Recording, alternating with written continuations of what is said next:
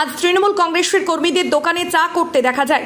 কিন্তু কেন জানা যায় যে রাজ্যের মুখ্যমন্ত্রী মমতা বন্দ্যোপাধ্যায়ের নির্দেশে তারা গত 15 দিন থেকে পাড়ায় পাড়ায় মানি ব্যাগ বিতরণ করছেন। ঠিক তার পাশাপাশি ভোট প্রচার করছেন ভগবানগলা 2 নম্বর ব্লকের তৃণমূল কংগ্রেস কমিটির কর্মীরা। ঠিক তেমনই আজও ভগবানগলা 2 নম্বর ব্লকের বালিগ্রাম অঞ্চলের ফুলপুর কলোনিতে ভোট প্রচার করতে দেখা যায়। তারা ভোট প্রচারে গিয়ে মানুষের সাথে মত বিনিময় করছেন, তারা মানুষের সুখ দুঃখের কথা শুনছেন।